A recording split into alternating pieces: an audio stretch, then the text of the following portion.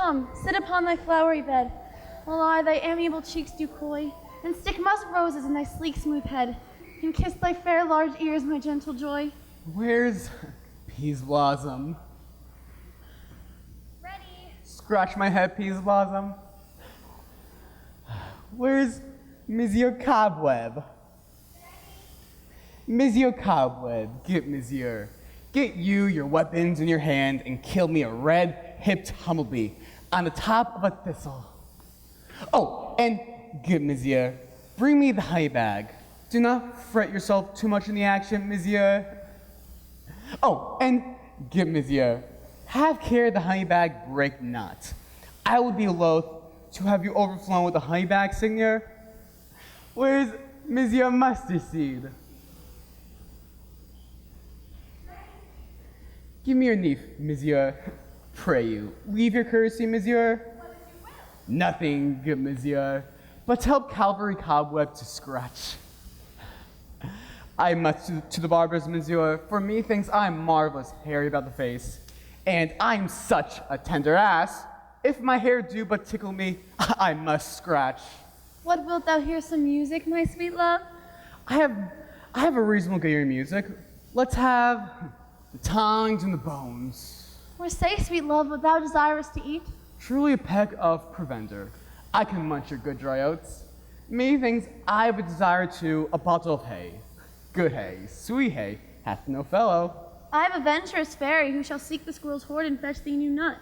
I had rather have a handful or two of dry peas, but I pray you, let none of your people stir me. I have an exposition of sleep come upon me. Oh, sleep thou, and I will wind thee in my arms.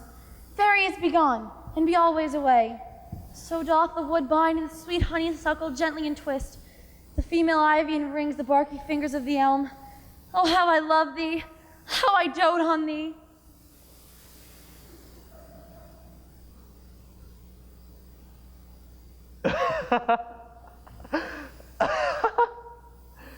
Welcome, good Robin. Seest thou this sweet sight? Her dotage now I do begin to pity, for meeting her of late behind the wood, seeking sweet favors from this hateful fool. I did upbraid her and fall out with her, for she his hairy temple had rounded with a coronet of fresh and fragrant flowers. And those same drops, which sometime on the buds were wont to smell like round and orient pearls, now stood like tears in the pretty floweret's eyes, that did their own disgrace bewail. When I at my pleasure taunted her, and she in mild terms begged my patience, I then did ask of her her Indian child, which she straight gave to me in her fairy scent, to bear to my bower in fairyland. And now I have the child, I will undo this hateful imperfection from her eyes. And gentle Puck, take the head off this Athenian swain, so that he waking when the others do will back to Athens and think no more of this night's accidents than as a fierce vexation of a dream. But first I will release the fairy queen. Beest thou most wont to be, seest thou most wont to see, Dian's bud or Cupid's flower, with such holy and blessed power. Awake, Titania, my sweet queen! Oh, my Oberon, what visions I have seen. Methought I was enamored of an ass. There lies thy love. Oh, how came these things to pass? Oh, how my eyes do loathe this visage now. Silence a while. Puck, take off his head. And Titania, music call, and strike more dead than all these five that set. Oh, music ho! Music such as charmeth sleep. Now when thou wakest with thine own fool's eyes peep. Fairy king, attend and mark, I do hear the morning lark.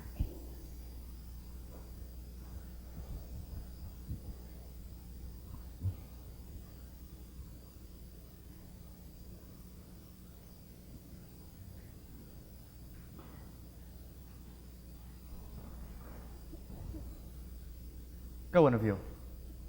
Find out the forester. For now, our observation is performed, and since we have the veward of the day, my love shall hear the music of my hounds. Uncouple in the western valley. Let them go. Dispatch, I say, and find the forester. We will, fair queen, up to the mountain's top, and mark the musical confusion of hounds and echoing conjunction. I was with Hercules and Cadmus once, when in a wood of Crete they bayed the bear with hounds of Sparta. Never did I hear such gallant chiding, for besides the groves, the skies, the fountains, Every region near seemed one mutual cry. I never heard so musical a discord, such sweet thunder. My hounds are bred out of the Spartan kind, so flued, so sanded, and their heads are hung with ears that sweep away the morning dew. Crook-kneed and dewlap like Thessalian bulls, slow in pursuit, but matched in mouth like bells, each under each. A cry more tunable was never hollied to, nor cheered with horn, in Crete, in Sparta, nor in Thessaly. Judge when you hear. But soft, what nymphs are these? My lord, this is my daughter. You're asleep? This Lysander. It's Demetrius's. And Helena. Oh, Nader's Helena? I wonder if they're being here together. No doubt they rose up early to observe the rite of May, and hearing our intent can hear in grace our solemnity. But speak, Aegeus, is not this the day that Hermia should give answer of her choice? It is, my lord. Go bid the huntsmen wake them with their horns.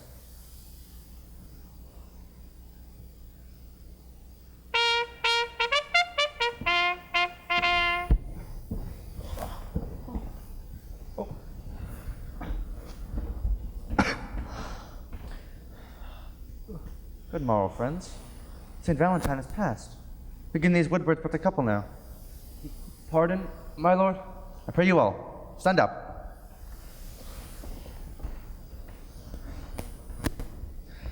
I know you two are rival enemies, but how comes this gentle concord in the world? Is hatred that far from jealousy? Is sleep by hate and fear no enmity? My lord, I shall reply amazedly. Half sleep, half waking, but as yet I swear, I cannot truly say how we came here. But as I think, and now bethink me so it is, I came with Hermia hither. Our intent was to be gone from Athens, where we might, without the peril of the Athenian law... Enough, my lord, you have enough. I beg the law upon his head. They would have stolen away thy wood Demetrius, thereby to have defeated you, me, you of your wife, and me of my consent that she should be your wife. My lord, fair Helen told me of their stealth, of this their purpose hither to this wood, and I in fury followed them. Fair Helena in fancy followed me. But my good lord, I wot not by what power, but by some good power it is. My love to Hermia, melted as the snow, seems to me now as the remembrance of an idol god, which during my childhood I did dote upon. But in all the faith, the virtue of my heart, the object and pleasure of mine eye, is only Helena. To her, my lord, was I betrothed ere I saw Hermia. But like in sickness, I did loathe this food, but as in health come to my natural taste, now I do wish it, love it, long for it, and will forevermore be true to it. Fair lovers, you are fortunately met. Of this discourse we will hear anon. Aegeus, I will overbear your will. For in the temple, by and by with us, these couples shall eternally be knit. And for the morning now is something worn, our purpose hunting shall be set aside. Away with us to Athens, 3 and 3, hold a feast in great solemnity. Come, Hippolyta. These things seem small and undistinguishable, like far-off mountains turned into clouds. Methinks I see things with parted eye when everything seems double. So methinks. I have found Demetrius like a jewel, mine own and not mine own. Are you sure that we are awake? It seems to me that yet we sleep, we dream. Do not you think the Duke was here and bid us follow him? Yea, and my father. And Hippolyta. And he did bid us follow to the temple. Oh, why then we are awake. Let us follow them, and by the way, let us recount our dreams.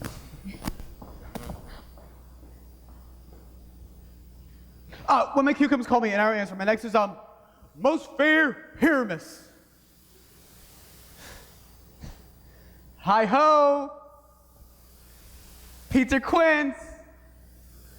Lute the bells mender! Snout the tinker! Starveling! God's my life stolen hence and left me asleep. I have had a most rare vision. I have had a dream. Past the wit of man to say what dream it was. Man is but an ass if you go about to expound this dream. Methought I was There's no man can tell what. Me thought I was, and me thought I had. But man's but a patch full, if he were to offer what me thought I had. The eye of man hath not heard, the ear of man hath not seen. Man's hand is not able to taste, his tongue to conceive, nor his heart to report what my dream was. Oh, I will get Peter Quince to write me a ballad of this dream, and it shall be called, Bottom Stream, because I have no bottom. And I shall sing it at the later end of the play before the Duke. Peradventures, to make it the more gracious, I shall sing it at his death. Yes.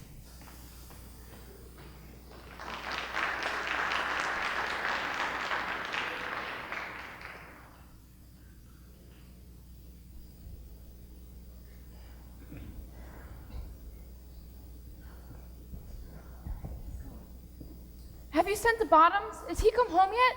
He has not been heard of. Out of doubt he is transported. If he comes not, then the play is marred. It goes not forward, doth it? It is not possible. You have no man in all Athens able to discharge Pyramus but he. No. He hath simply the best wit of any handicraft man in Athens. Yeah, and the best person too. He was very, very paramour for a sweet voice. Oh, you must say paragon. A paramour is, God bless us, a thing of naught. Masters, the Duke is coming from the temple, and there are 2 or 3 lords and ladies more married. If our sport had gone forward, we all had been made men. Oh, sweet bully bottom. Thus hath he lost 6 pence a day during his life. He could not have escaped 6 pence a day, and the Duke would not have given him 6 pence a day for playing Pyramus. I'll be hanged. He would have deserved it. 6 pence a day in Pyramus, or nothing. Where are these lads? Where are these hearts? Oh, Bottom! A most courageous day, a most happy hour. Masters, I'm to discourse wonders, but ask me not what. For if I tell you, I am no Truthian. I will tell you everything, right as it fell out. Let us hear, sweet Bottom. Not a word of me. All that I will say is that the Duke hath dined. Get your apparel together. Good strings to your beards, new ribbons to your pumps. Meet presently at the palace. Every man look over his parts. For the long and the short is, our play is preferred. In any case, let Thisbe have clean linens, and let not him that plays line pare his nails, for they shall hang out of the lion's claws. And, most dear actors, eat no onions or garlic, for we are to utter sweet breath. And I do not doubt, but to hear them say, it is a sweet comedy. No more words. Away. Go away.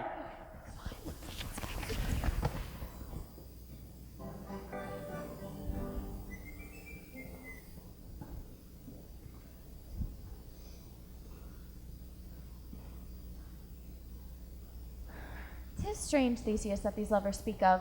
More strange than true. I never may believe these antique fables, nor these fairy toys. Lovers and madmen have such seething brains, such shaping fantasies that apprehend more than cool reason ever comprehends. The lunatic, the lover, and the poet are of imagination all compact.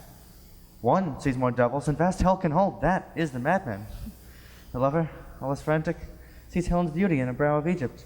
The poet's eye, in fine frenzy rolling, doth glance from heaven to earth, from earth to heaven. And as imagination bodies forth the forms of things unknown, the poet's pen turns them to shapes and gives to airy nothing a local habitation and a name. Such tricks hath strong imagination, that if it would but apprehend some joy, it comprehends some bringer of that joy. Or in the night, imagining some fear, how easy is a bush supposed to bear? But all the story of the night told over, and all their minds transfigured so together, more witnesseth than fancy's images, and grows to something of great constancy. But howsoever strange and admirable.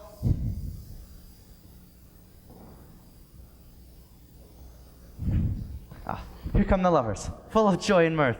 Joy, gentle friends, joy and fresh days of love accompany your hearts. More than to us, my lord. In your royal walks, your board, your bed. Come now, what masks, what dances shall we have to wear away this long age of 3 hours between our after supper and bedtime? Where is our usual manager of mirth? What revels are in hand?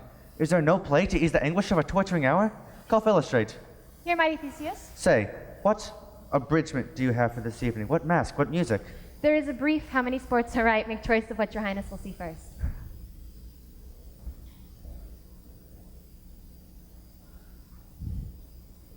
The battle with the centaurs, to be sung by an Athenian eunuch to the harp? Well, none of that. That have I told my love and glory of my kinsman Hercules. The riot of the tipsy bacchanals, tearing the Thracian singer in their rage. That's an old device. And it was played when I from Thebes came last a conqueror. The thrice three muses, mourning for the death of learning, late deceased in beggary. That is some satire.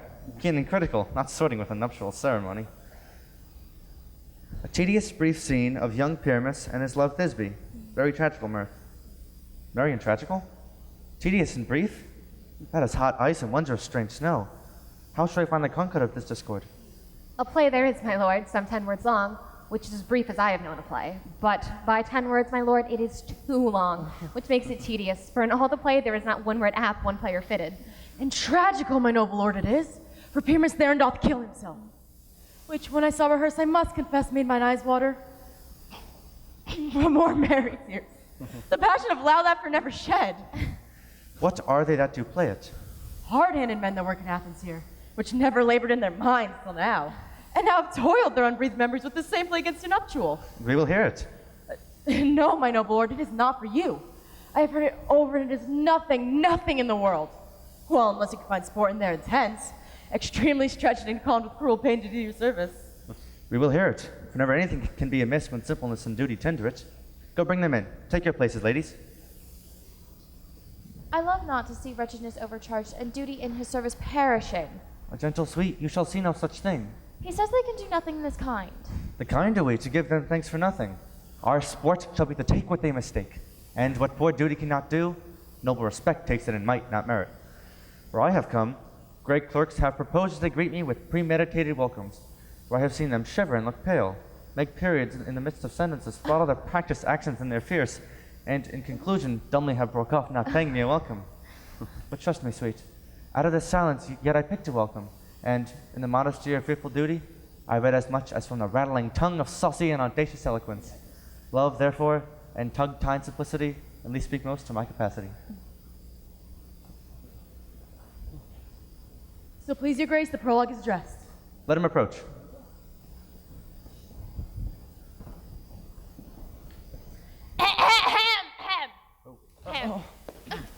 If we offend, it is with our goodwill.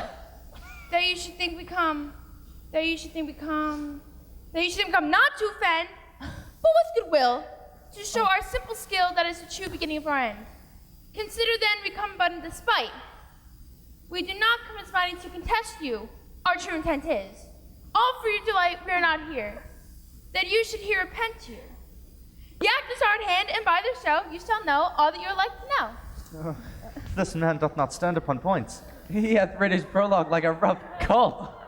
He knows not to stop. A good moral, my lord, is not enough to speak, but to speak true. Indeed, he hath played on his prologue like a child on a recorder, a sound, but not in government. His speech was like a tangled chain, nothing impaired but all disordered. Who is next? Gentles, perchance you wonder at the show, but wander on till truth makes all things plain. This man is Pyramus, if you would know. This beauteous lady, Thisbe, is certain. This man with lime and rough cast doth present wall, that vile wall which did these lovers sonder, and through walls shake. Poor souls, they are content to whisper, at the which let no man wander. This man with lanthorn dog and bush of thorn presented moonshine, for by moonshine did these lovers think no scorn, to meet at Ninus' tomb, there to rue. This grisly beast which lion hight by name, the trusty Thisbe coming first by night, did scare away, or rather did affright. And as she fled, her mantle she did fall, which lion vile with bloody mouth did stain. Anon come Pyramus, sweet youth and tall, finds his trusty Thisbe's mantle slain, whereat with blade with bloody, blameful blade, he bravely broke his boiling bloody breast. And Thisbe, tiring a mulberry shade, his dagger drew, and died. For all the rest, let lion, moonshine, wall, and lovers twain, at large discourse while here they do remain. I wonder if the lion beat the speak. Oh, no wonder, my lord, one lion made what many asses do.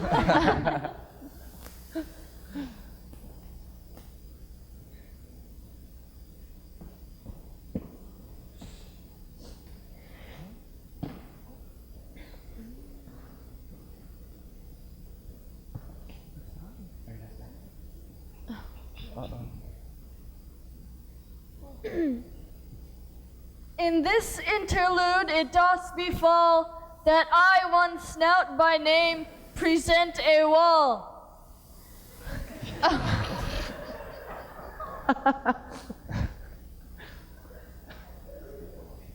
And through which wall I would have you think had in it a crannied hole or chink, through which the lovers Pyramus and Thisbe are to whisper very secretly. This loam, this rough cast, and this stone doth show that I am that wall. This truth is so. And this, the cranny, right and sinister, through which the fearful lovers are to whisper.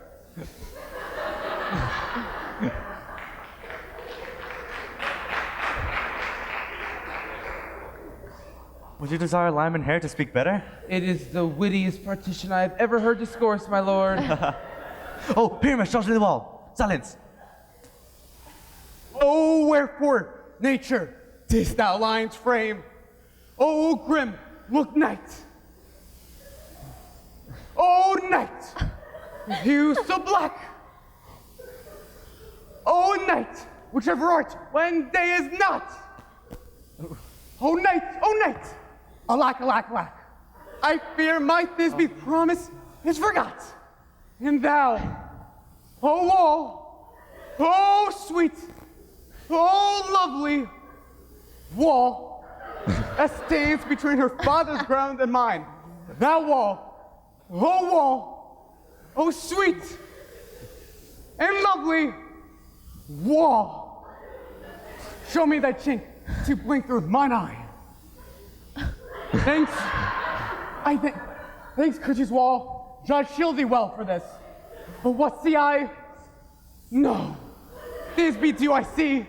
Oh, wicked wall, from whom I see no bliss. Curse me by thy stones for thus deceiving me.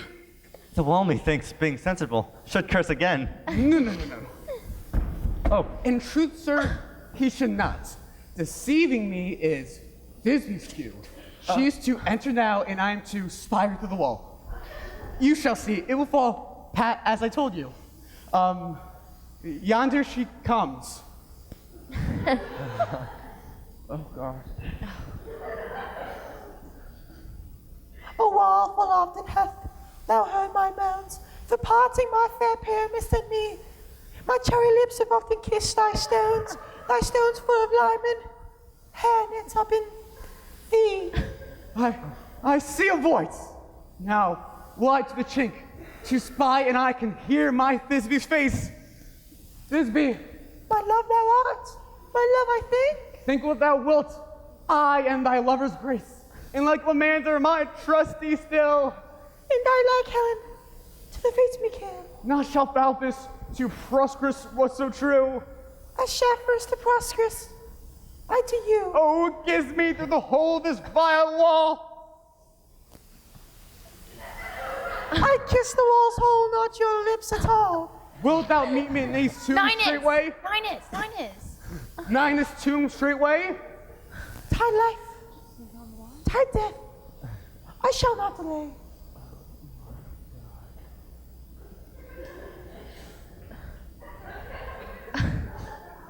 Thus I, wall, my part discharged so, and being done, thus wall away doth go. Now it's a mural down between the two neighbors. No remedy, my lord, when walls are so willful to hear without warning.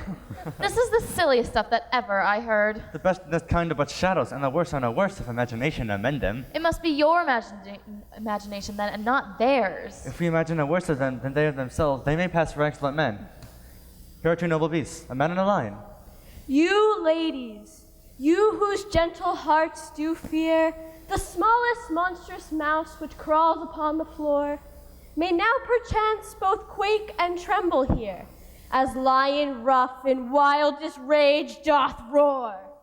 Then know that I, as Snug the joiner, am no lion's fell, nor else a lion's den.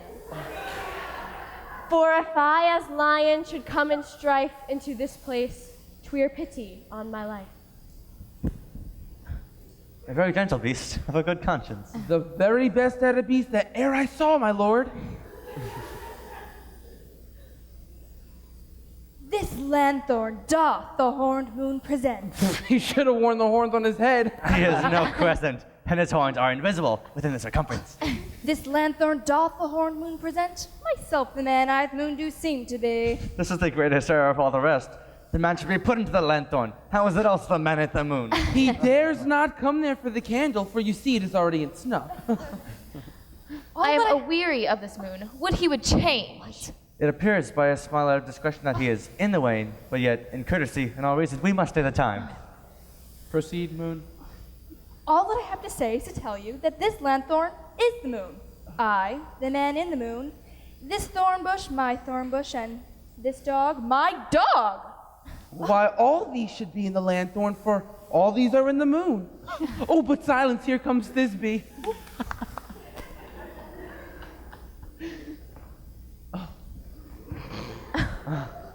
This is old Minnie's tomb. Nina's tomb. Where is my love? Oh, well roared, lion. Well shown, moon. Truly the moon shines with a good grace. Well, mouse lion. And then came Pyramus. And so the lion vanished. Sweet moon, I thank thee for thy sunny beams. I thank thee for shining now so bright.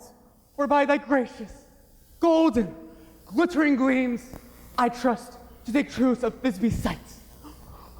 But stay, oh spite! But mark, poor knight, what dreadful dole is here? Eyes, do you see? How can it be? Thy mantle good? Was stained with blood? Approaching furies fell. Oh fates, come, come, cut, thread, and thrum, quail, grudge, conclude, and quell. This passion and the death of a dear friend would go near to make a man look sad. Beshrew my heart, but I pity the man. Oh, wherefore nature didst thou lion's frame? Since lion vile hath here deflowered my dear. Witches! No. No. Which was the fairest dame that lived, that loved, that liked, that looked with cheer. Come tears confound, our certain wound.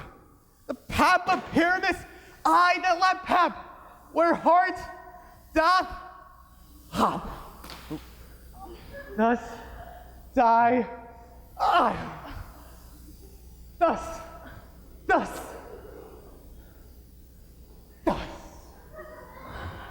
Now am I dead? Now am I fled? My soul is in the sky. Tongue loose thy light. Moon, take thy flight. Now die, die, die, die, die, die. No, die, but an ace for him, for he's but one. Not much of an ace, man, for he's dead. He is nothing. With the help of a surgeon, he might recover and prove an ass. How chance Moonshine is gone before Thisbe comes back to find her lover. She will find him by starlight. Here she comes, and her passion ends her play. Methinks she should not use a long one for such a Pyramus. I hope she will be brief. A mote will turn the balance on which Pyramus, which Thisbe is the better. He for a man, God warrant us. But she for a woman, God bless us. But wait, she had already spied him with her sweet eyes. Oh, and thus she means videlicet. Asleep, my love? What then, my dove? Oh, Pyramus, arise. Speak, speak. Quite dumb? Dead, dead. A tomb must cover thy sweet eyes. These lily lips, this cherry nose, these yellow cowslip cheeks are gone, are gone. Lovers make moan. His eyes were as green as lynx. Oh, sisters three, come to me, with hands as pale as milk, lay them in gore, since you're sure, with shears his thread of silk. Tell not a word, come trusty sword, come blade my breast impure. And farewell, friends, lest this be ends. Adieu, adieu, adieu. Moonshine and Lion are left to bury the dead. Oh, aye, and Wall too. No, assure you, the wall is down, that part of their fathers. Will it please you to see the epilogue or to hear a Burgomax dance between two of our company? No epilogue, I pray you. For your play needs no excuse. Never excuse. When the players are all dead, there needs none to be blamed. Marry, if he that had played Pyramus and hanged himself in Thisbe's garter, it would have been a fine tragedy. And so it is truly, and very notably discharged. Let your epilogue alone.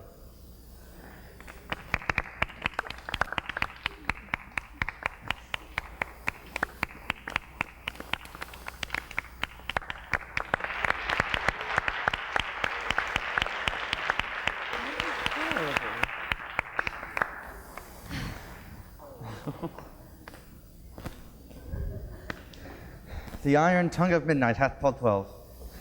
Lovers to bed. 'Tis almost fairy time. I fear we shall outsleep the coming morn, as much as we this night have overwatched.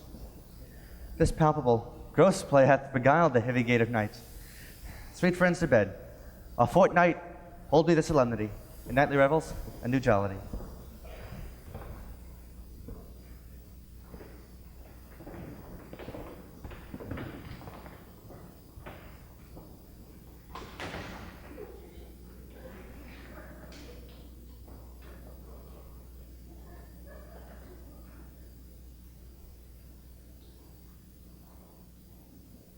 Now the hungry lion roars, and the wolf behowls the moon, whilst the heavy plowman snores, all with weary task fordone.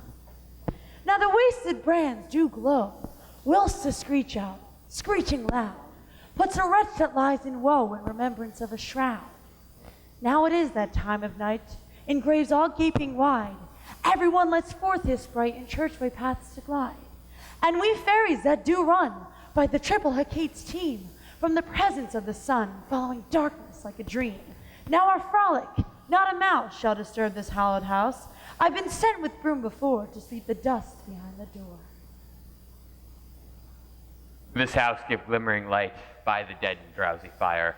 Every elf and every sprite hop as light as bird from briar.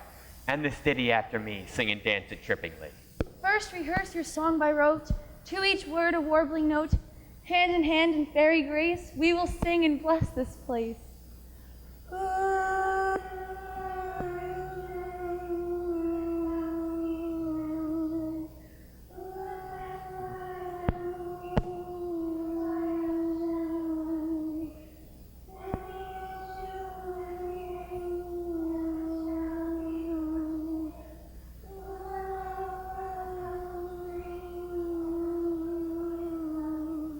And the blot of nature's hand shall not in their issue stand. Never mole, hair, lip, nor scar, nor mark prodigious such as are, despised in nativity, shall upon their children be. And with this field do consecrate, every fairy take his gate. Trip away, make no stay, meet me at the break of day.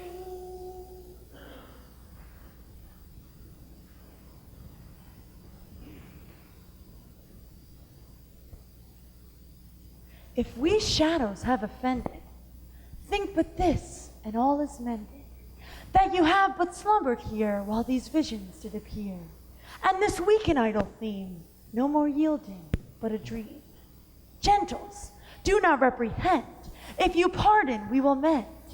And as I am an honest puck, if we have unearned luck, now to scape the serpent's tongue, we will make amends ere long. else the puck a liar calls. So good night unto you all. Give me your hands if we be friends, and Robin shall restore amends.